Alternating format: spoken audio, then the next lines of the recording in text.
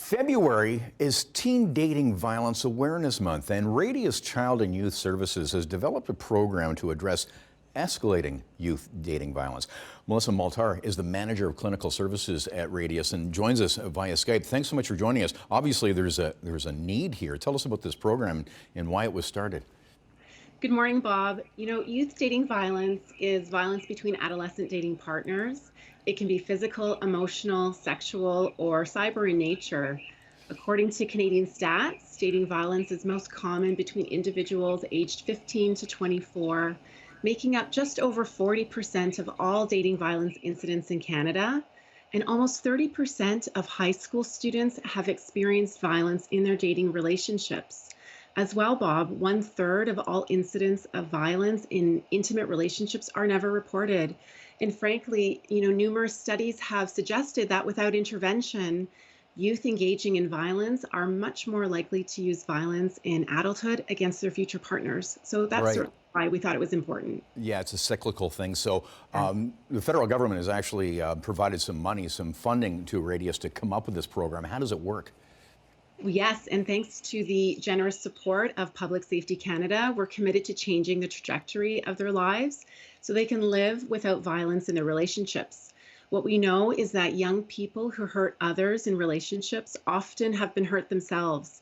Hurt people, so to speak. So the youth is not the problem, Bob. Interpersonal violence is, and it's a serious problem. So as a result, we offer a comprehensive assessment to assist them in identifying how they've been hurt in their lives, their specific needs, goals, and most importantly, their strengths, so that we can build on this to create individually tailored therapy goals to have healthy relationships with others in their future.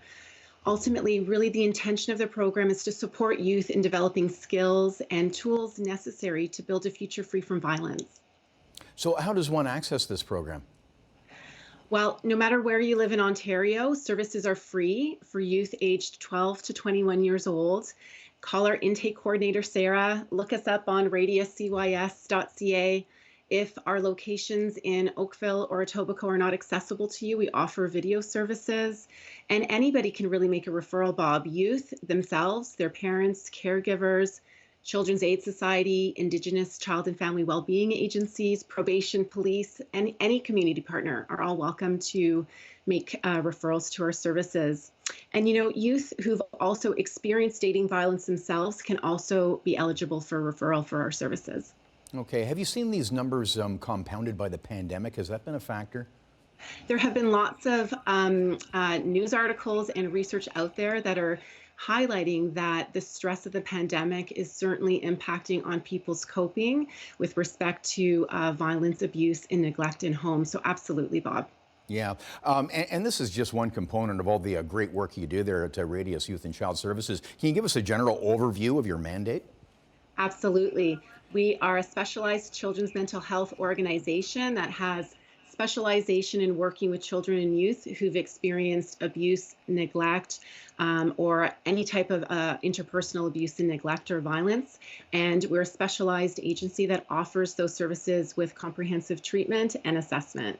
Okay, there's a wealth of information online as well, so we'll link up Radius Child and Youth Services at chch.com so people can find out more. Melissa Maltar, thanks so much for joining us this morning.